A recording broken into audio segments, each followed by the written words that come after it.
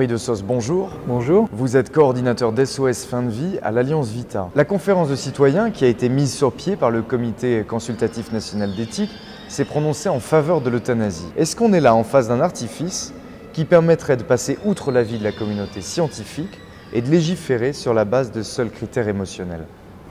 Alors un artifice, je ne sais pas, mais ce qu'on peut dire d'emblée, c'est que c'est à la fois un procédé, on va dire, très douteux sur la forme et très dangereux sur le fond, parce que qu'est-ce qui vient de se passer? Un groupe de 18 personnes, alors qu'on est 66 millions d'habitants, 18 personnes réunies pendant quelques heures, 4 week-ends, qui prennent position, qui prononcent un oui, on va dire, franc et massif pour le suicide assisté, un oui plus timide pour l'euthanasie ou l'euthanasie d'exception, alors que depuis 2 ans, sur la base de la proposition du candidat Hollande à l'époque, sa fameuse proposition 21 qui se terminait par une assistance pour pouvoir mourir entre guillemets dans la dignité, eh bien tous les avis des gens, on va dire compétents, des gens experts, des gens qui ont vraiment réfléchi à la question, tous ces gens-là disaient non à l'euthanasie et non au suicide. Il n'y a pas d'exception possible quand il s'agit de vie ou de mort. C'est comme pour la peine de mort, si on se rappelle les débats de l'époque, si on commence à dire je suis contre la peine de mort sauf un cas, en fait on est pour la peine de mort.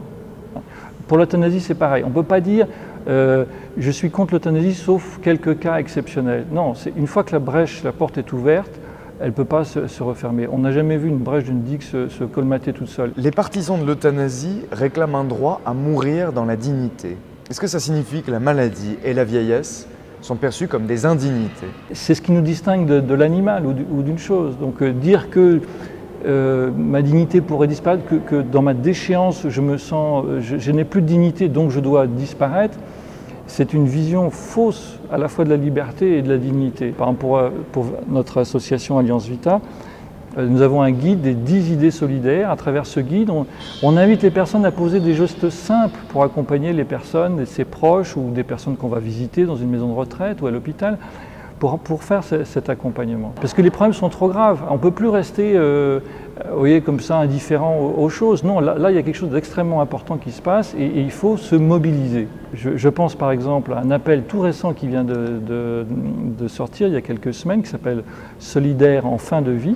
On peut trouver cet appel sur internet, solidairefindevie.fr, qui a été lancé par 5 personnalités très diverses, dont Anne-Dauphine Jullian, dont on connaît les romans, enfin les témoignages très forts, notre délégué général Tugdual Derville, mais aussi un philosophe, Jacques Ricot, et également d'autres personnes. Et je pense vraiment qu'il faut unir toutes les sensibilités de droite, de gauche, catho, pas catho, si vous me permettez les expressions, face à cet enjeu absolument essentiel du respect de la vie, quelles que soient les circonstances, et donc de ne pas franchir cette barrière essentielle, propre à toute civilisation, de l'interdit de tuer. C'est fondateur pour toutes les civilisations, et si on le fait, si on rompt cet interdit, alors là, les dérives sont inévitables et on va dans une société où la fraternité n'aura plus lieu.